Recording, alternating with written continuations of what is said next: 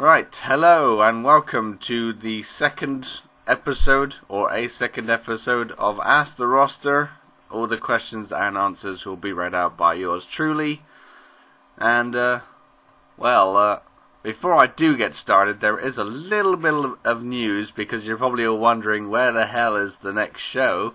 And I'm saying that myself, but basically the problem is my computer has not been able to save any of it. But I do have good news coming up, because we got to give a lot of credit to our ring announcer Kanina, who has actually saved the footage for me herself, and of course has given it back to me, so now I am able to upload it this week, maybe even tomorrow. So that's something to look forward to.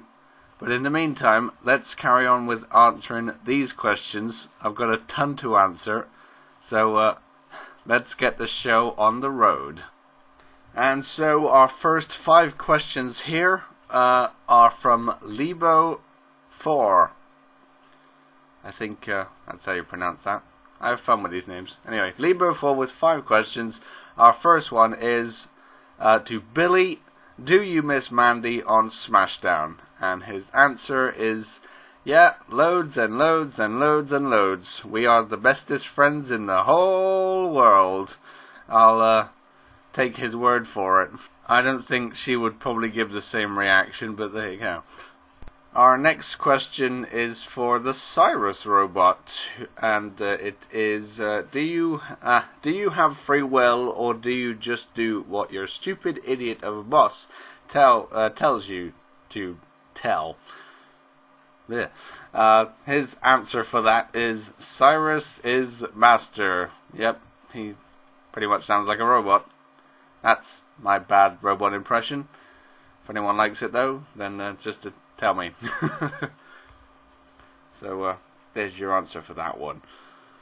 Question number 3 is for the lovely but dashing but cunning Princess Peach, and the question is, how is it like being on a joke of a team run by a joke of a wrestler?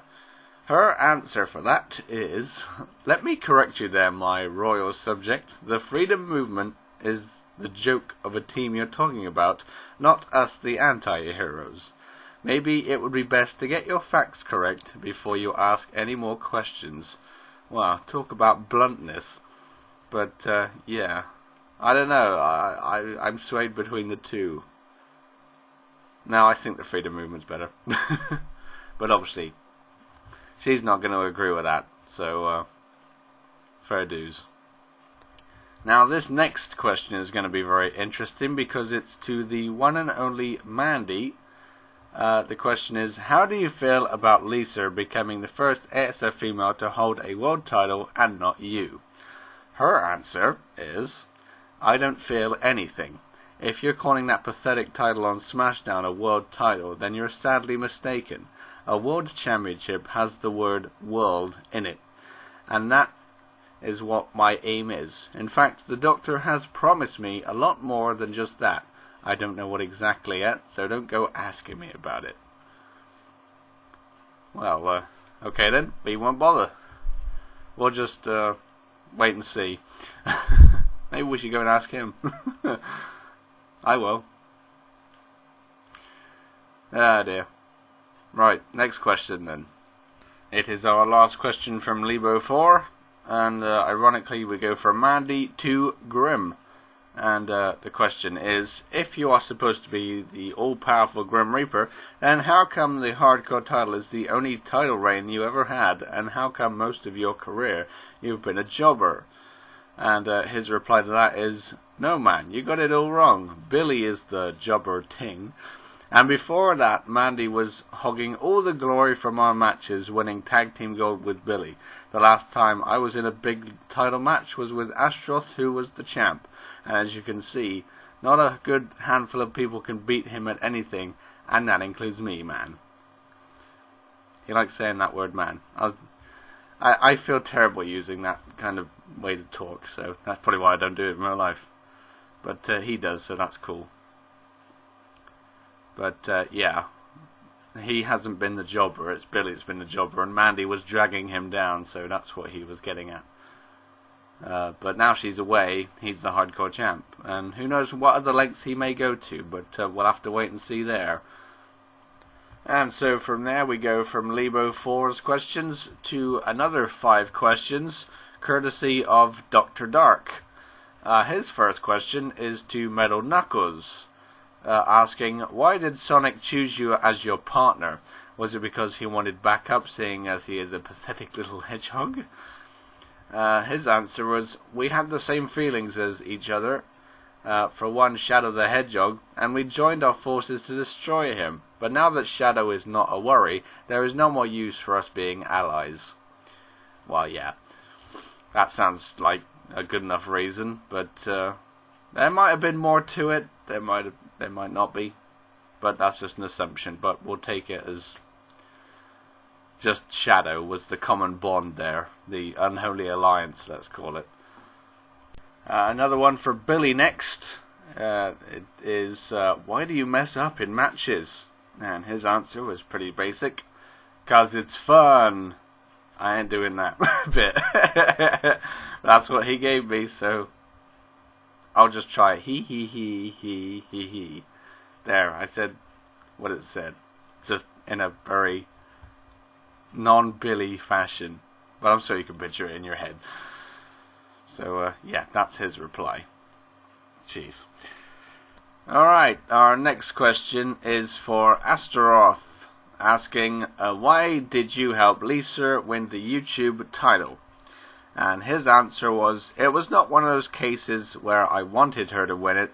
All that attack was to show that the freedom movement can count on me to do their dirty work, and I gleefully accept. Sounds like Astaroth wants to take up a job of driving people nuts. He certainly drove Tails nuts. Being a former champion now, we'll have to see what goes down on the next episode of Smashdown. But Astaroth has definitely made more than just history once again on Smashdown by making Lisa the first female competitor to pick up a big championship, so we call it. Next, we have a question for Marzel. Let's see how he takes this one, asking, do you like being called Marzel? I mean, calling you Metal Tails sounds much better. Yeah, I'd agree with that, but his answer was, Marzel is the next stage of tag team perfection. Metal Tails is obsolete. Well, okay then. So I guess Metal Tails is off the market, and it's been replaced by something with a much worse name. At least Eggman agrees with me on that one when we're sitting there calling the match, so yeah. We'll have to see how much perfection the tag team champions can get then, seeing as that is the next stage. Okay, time for our final question to wrap things up. Asking, Metal Sonic, are you aware that Mandy might cash in her Money in the Bank briefcase someday? And Metal Sonic's reply to that is, my former master, Dr. Eggman, has been talking about Mandy cashing in her case after the world title match at ASIF, if she is not voted in. That date has been set in stone. If you are wondering what I'm going to do with mine, it is quite simple. I'm counting down the days to a very big night, and I will address when my case will be cashed in advance. Oh, well. Sending us through a few facts in your way and a few threats in other people's way. So, it all sounds very fun. And yeah, I'm even begging people to vote for Mandy because I don't personally want her to be champion, and if she's not involved in that match, then Eggman says she's going to cash in afterwards, and that means automatic new champ. But if Mandy has to enter a match, which we know she's probably not going to win with all these other main event people, then she's not going to pull it off, or at least has less of a chance of pulling it off. So I want to have the probability of not having a new champion in Mandy, rather than definitely having a new champion. So please, people, start voting for Mandy. You can vote for all your other favourites, but as long as you put her in, we'll be just dandy. And yeah, so I'm pleading as well as Eggman is because I don't want Mandy to be a new champ. And I guess I better wrap things up very quickly now because the time limit's come up. But I hope you've enjoyed this episode, and I do have a load of more questions from TJ on the forum, but he's asked a question to every person on the roster, so we will leave those for episode 3. We'll have a TJ special, how about that? And that'll be after Smashdown occurs, which I hope to upload tomorrow, but I'll see you then. So, good night, and hopefully see you tomorrow with an episode of Smashdown.